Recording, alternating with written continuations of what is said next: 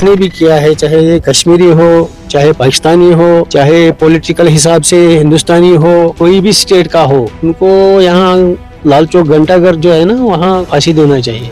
और आगे क्या होता है बाद में, पॉलिटिशियन वो एक बात करेंगे, दूसरा बात करता है, लेकिन फंस जाता है कश्मीरी। ऐसा लग रहा है ये डल लेक भी रो रहा है। अब देखो खुद खाली है, क्योंकि इसको मतलब तभी इसको अच्छा लग रहा है जब यहाँ सैलानी आते हैं, लोग आते हैं, उसी से ये थोड़ा चहल पहल होता है। अब गुलमर्ग जाओ, पहलगाम जाओ, सोनमर्ग जाओ, किधर भी टूरिस्ट प्लेस है, टूरिस्ट के ऊपर ही हुआ है, तो उसके लिए टूरिस्ट डर रहा है आने के लिए। नमस्कार, मैं डॉक्टर राकेश पाठक। दोस्तों, आप सब जानते हैं इस वक्त मैं कश्मीर में हूँ। मेरे पीछे डल झील दिखाई दे रही है, उसके और पीछे पीर पंजाल पर्वत श्रृंखला है। यहीं कहीं पास में हजरत बल दरगाह है। ऐसी मान्यता है कि उस दरगाह में पैगंबर हजरत मोहम्मद सल्लल्लाहु अलैहि वसल्लम के बाल रखे हुए हैं। ये कश्मीर जो धरती पर स्वर्ग माना जाता है, जिसे जन्नत के नाम से पहचाना जाता है, जिसके लिए जहांगीर ने कहा था गर फिरदौस बर रुए ज़मीअस्त, गर फिरदौस बर रुए ज़मीअस्त, हमी अस्तो हमी अस्तो हमी अस्त। उस कश्मीर को दहशतगर्दों की नज़र लग गई है। 22 अप्रैल को दहशतगर्दों के नापाक हमले में 26 बेकसूर हिंदुस्तानी मारे गए थे, और उसके बाद से अब तक कश्मीर सिसक रहा है।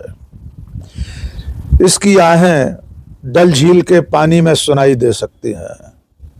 ऊंची ऊंची बर्फीली पहाड़ियां कश्मीर के दर्द की खामोश गवाह हैं। ये शिकारे जो इस वक्त डल झील में सूने सूने से बिना सैलानियों के यहाँ से वहाँ भटक रहे हैं, ये कश्मीर के दर्द की कहानी बयान करते हैं। कश्मीरियों का और कश्मीर का दर्द ये भी है कि चंद नापाक दरिंदों और हैवानों की हरकत के चलते उन्हें भी शको शुबहे की नजर से देखा जा रहा है। कश्मीरियों का दर्द ये भी है कि उस बड़ी वारदात के बाद पूरे मुल्क में हिंदू मुस्लिम के बीच की खाई को चौड़ा करने की कोशिशें चल रही हैं, जबकि कश्मीर और कश्मीरी इसी हिंदुस्तान की सरजमीन के वैसे ही हिस्से हैं, वैसे ही हमारे और आपके जैसे लोग हैं जैसे बाकी पूरा मुल्क है। पिछले 3 दिनों में हमने पहलगाम, गुलमर्ग, श्रीनगर और आसपास के तमाम इलाकों में लोगों से बातचीत की। टूरिस्ट लगातार अब कश्मीर आना शुरू कर रहे हैं, लेकिन इन 14 दिनों में ही कश्मीर के पर्यटन उद्योग को करोड़ों रुपए का नुकसान हो चुका है। इस दफा उम्मीद थी कि सन 2024 के जो रिकॉर्ड संख्या में टूरिस्ट आए थे, वो रिकॉर्ड इस दफा टूट जाएगा। 22 अप्रैल से पहले पूरे कश्मीर के होटल, रेस्टोरेंट लगातार भरे हुए दिखाई देते थे, और 22 तारीख के बाद के भी पूरे मई, जून, जुलाई तक के महीनों की बुकिंग इन तमाम स्थानों पर हो चुकी थी। लेकिन उस बड़े हमले के बाद बड़ी संख्या में लोगों ने अपने रिजर्वेशन रद्द करा दिए हैं। ऐसा माना जा रहा है कि इस साल कश्मीर के पर्यटन उद्योग को और कश्मीर के लोगों को करोड़ों रुपए का नुकसान होने वाला है। भले ही अब आमद शुरू हो चुकी है, भले ही अब धीरे धीरे कश्मीर के लोगों का और देश के लोगों का हौसला लौट रहा हो, इसके बावजूद कश्मीर को अब संभलने में बहुत लंबा समय लग जाएगा। इन 3-4 दिनों में जो सबसे अहम बात हमने नोट की, जिसको सबसे ज्यादा गौर करने लायक बात समझा जाना चाहिए, वो ये है कि कश्मीर के लोग दहशतगर्दों के खिलाफ गुस्से से भरे हुए हैं, भीतर ही भीतर उबल रहे हैं। चंद लोग ऐसे हो सकते हैं जो उन दहशतगर्दों के, आतंकवादियों के मददगार हों, उनके सरपरस्त हों, लेकिन बाकी का पूरा कश्मीर उनके खिलाफ खड़ा है। आपने देखा था कि वारदात के ही दिन और उसके अगले दिन पूरा कश्मीर आतंकवादियों के खिलाफ खड़ा हो गया था। कश्मीर बंद रहा था, मस्जिदों से, खानकाहों से ऐलान किए गए थे, दहशतगर्दों के खिलाफ खुतबे जारी किए गए थे। पूरा कश्मीर उनके खिलाफ लड़ाई में देश के साथ खड़ा है। कश्मीर के लोग, चाहे शिकारे वाले हों, घोड़े वाले हों, टैक्सी वाले हों, छोटे से बड़े तक रेस्टोरेंट वाले हों, हर खास व आम शख्स दहशतगर्दों के खिलाफ उबल रहा है। आज के इस वीडियो में हम आपको कश्मीरियों से बातचीत ही सुनवाएंगे। पिछले 2 वीडियो में आप देख चुके हैं जिस तरह पूरे देश से धीरे धीरे पर्यटकों ने आना शुरू कर दिया है। उनकी बातचीत हम अपने पिछले 2 वीडियो में आपको सुनवा चुके हैं, लेकिन आज के इस वीडियो में सिर्फ कश्मीरियों से बात करेंगे। अलग अलग काम धंधों में लगे हुए लोगों को समझेंगे, उनका दर्द जानने की कोशिश करेंगे, उनके भीतर जो गुस्सा है उसे सुनने की कोशिश करेंगे। सुबह सुबह निकले हुए ये शिकारे किस तरह खाली खाली घूम रहे हैं, जबकि इन दिनों में मई जून के महीने में ये पूरी डल झील सैलानियों से भरी रहती है। इस सिरे से उस सिरे तक आपको सिर्फ शिकारे दिखाई देते हैं और उनमें तफरीह करने वाले सैलानी। लेकिन आज इस वक्त ये डल झील भी अपने शांत पानी के साथ सैलानियों का इंतजार कर रही है। ये डल झील में जो हाउस बोट हैं वो आपको दिखाई दे रहे हैं। ये हाउस बोट भी आमतौर पर इस सीजन में, मई जून में, पूरी तरह फुल रहते हैं, लेकिन इस वक्त चंद हाउस बोट के अलावा ज़्यादातर हाउस बोट खाली पड़े हैं। हमारे साथ इस वक्त लतीफ़ भाई हैं। ये अपने शिकारे पर कश्मीर का हैंडीक्राफ्ट का छोटा छोटा सामान बेचते हैं। उनसे बात करते हैं दहशतगर्दों की इस हरकत पर वे क्या सोचते हैं। लतीफ़ भाई, आपको मालूम है 22 अप्रैल को जो हमला हुआ पहलगाम में, उसके बाद आपके कारोबार पर भी जो असर हुआ होगा उसके बारे में भी बताएं। और ये जो लोग हैं, कौन लोग हो सकते हैं, उनको क्या सज़ा दी जानी चाहिए, कश्मीर के लोग क्या सोचते हैं उनके बारे में? सर जी, चाहे लोग ये अटैक किसने भी किया है, चाहे ये कश्मीरी हो, चाहे पाकिस्तानी हो, चाहे पॉलिटिकल हिसाब से हिंदुस्तानी हो, कोई भी स्टेट का हो, मेरे हिसाब से उसको मतलब एक ही तो है ही नहीं, 2-4 होंगे। उनको यहाँ लाल चौक घंटाघर जो है ना, वहाँ लटकना चाहिए, फांसी देना चाहिए। क्योंकि इन्हीं लोगों की वजह से दूसरा लोग भी बदनाम होता है, तीसरा लोग भी बदनाम होता है। और आगे क्या होता है, बाद में पॉलिटिशियन वो एक बात करेंगे, दूसरा बात करता है, लेकिन फंस जाता है कश्मीरी, बदनाम होता है नाम कश्मीरी। लेकिन किसने किया है वो अभी तक प्रूफ हुआ नहीं। लेकिन जो भी होगा, चाहे पाकिस्तानी होगा, चाहे कश्मीरी होगा, या अपना हिंदुस्तानी होगा, उनको तो फांसी देना चाहिए।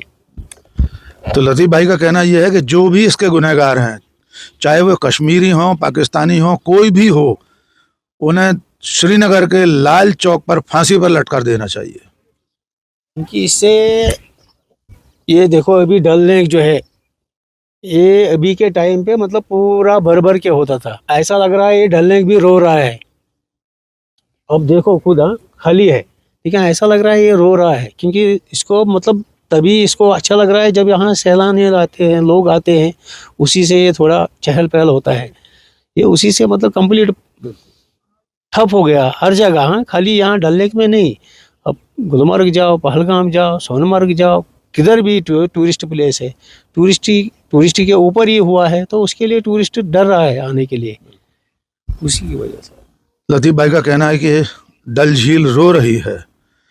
जो डल झील अपने सैलानियों का इस्तकबाल करने के लिए दोनों बाहें पसारे हमेशा तैयार रहती है, आज वहाँ सन्नाटा पसरा हुआ है। इस वक्त हम सोनमर्ग में हैं।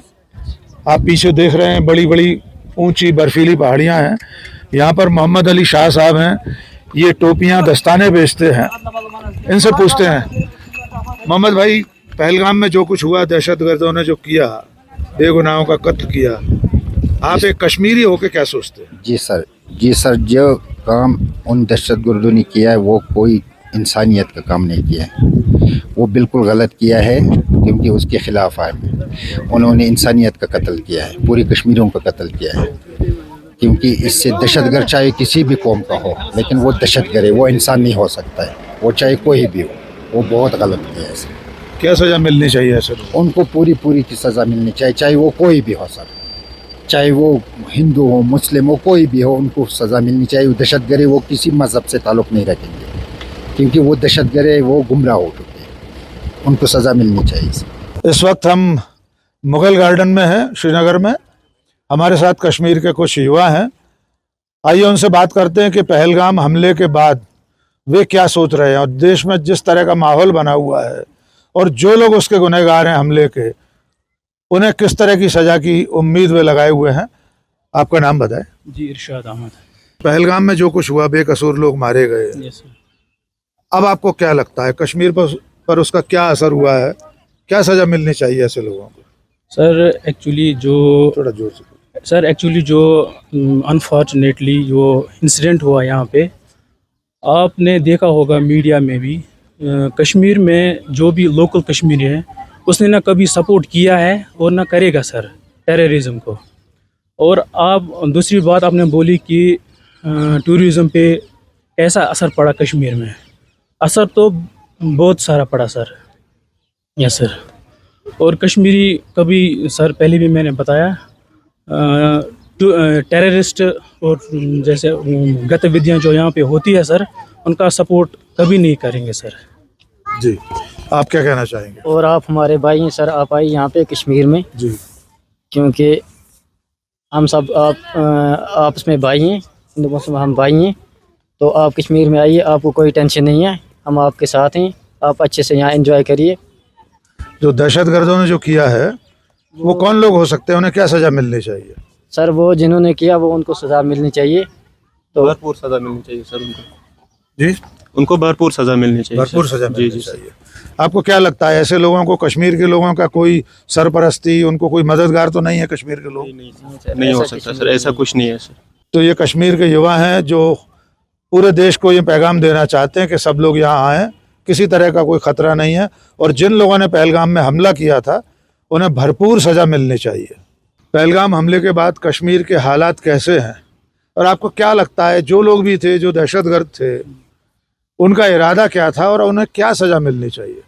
देखिए सर, मैं आपको एक ही चीज़ बताऊंगा, जब से ये पहलगाम का हादसा हुआ है, पता नहीं जिस किसी ने भी किया हो, टेररिस्ट किया है, उसको हम टेररिस्ट कह सकते हैं, जिसने भी किया है। लेकिन हमारे बस यही एक, वी आर विथ इंडिया, हम इंडिया के साथ हैं, उनके खिलाफ एक्शन होनी चाहिए। जिसने भी किया है, कहाँ से आया, क्या कैसे आ गया, उसके खिलाफ, उसके अगेंस्ट एक्शन होनी चाहिए, उसको इसकी सज़ा मिलनी चाहिए। हम उसमें हिंदुस्तान के साथ खड़े हैं। हमारी जो, अगर हम पूरे कश्मीर की बात करेंगे, टूरिज़म पे भी उससे बहुत इफेक्ट हुआ है, तो यहाँ की इकनॉमी पे भी इफेक्ट हो रहा है, कश्मीर की इकनॉमी पे भी इफेक्ट हो रहा है, ठीक है ना। तो हमारी बस यही अब चाहते हैं कि उनको जो भी है, जिसने भी किया है, उनके खिलाफ कड़ी से कड़ी उनके खिलाफ एक्शन लिया। क्या कारोबार है आपका? मेरा सर अपना बिजनेस का कारोबार है सर। जब से ये हादसा हुआ है, ये हमला हुआ है, उसके बाद से कितने टूरिस्ट आपके पास आ रहे हैं? सर टूरिस्ट तो वैसे नहीं आते, आपको भी पता है कि बहुत सारी बुकिंग्स जो है कैंसिल हो गई है। अच्छा खासा काम चल रहा था, लेकिन जब से ये हादसा हो गया तब से इकनॉमी पे बहुत असर पड़ा है, बिज़नेस पे बहुत असर पड़ा है, इसकी वजह से इकनॉमी में भी असर पड़ा है। तो लाइफ थोड़ी सी टफ हो गई है सर तब से। मेरे यहाँ से आप खुद देखिए कि आप बाहर से आए हो, यहाँ ये हमारा मुग़ल गार्डन निशात है। आप इस टाइम इसकी हालत देखिए, जो अभी हमारे यहाँ पर मतलब ये फेमस मुग़ल गार्डन था, यहाँ से जैसे मातम लगाया है। कश्मीर हमारी मतलब शान है, जब यहाँ पर टूरिस्ट आएंगे तो हमारे यहाँ पर चार चांद लगते हैं। जिसने भी मतलब कश्मीर के ख़िलाफ़ या जिसने भी बाहर के लोगों के साथ ऐसी चार रची है, उनके साथ कड़ी से कड़ी सज़ा मिलनी चाहिए। हम इसके मतलब हम अफसोस में है कि हमारे यहाँ से मतलब हमारे कश्मीर से ये हालत हुई। हम मगर we are always with Kashmir and we are always with India. उन्हें क्या सज़ा मिलनी चाहिए? कौन है वो लोग जिन लोगों ने इस तरह का काम किया है? जो ऐसे काम कर सकते हैं वो सीधी सी बात है, वो सबसे बड़े दरिंदे हो सकते हैं। They are innocent killers. हम गवर्नमेंट से यही अपील करेंगे from Kashmir we are appealing the government that इनके साथ सख्त से सख्त कार्रवाई की जाए। We are with government, we are with India always. आपने सुना कि कश्मीर का हर व्यक्ति दहशतगर्दों के खिलाफ है। शिकारे वाले हों, घोड़े वाले हों, होटल और रेस्टोरेंट के संचालक हों, हर आदमी की एक ही आवाज़ है कि जिन लोगों ने भी पहलगाम में बेकसूरों का कत्ल किया है उन्हें कड़ी से कड़ी सज़ा मिलना चाहिए। कश्मीर के लोग बिना किसी भेदभाव के, बिना किसी किंतु परंतु के बिल्कुल साफ साफ कह रहे हैं कि जिन लोगों ने भी पहलगाम में पर्यटकों की हत्या की है उन्हें सज़ा मिलनी चाहिए, चाहे वे सरहद के भीतर के लोग हों या सरहद पार के हों। आज के इस वीडियो में बस इतना ही। सोनमर्ग से मैं डॉक्टर राकेश पाठक।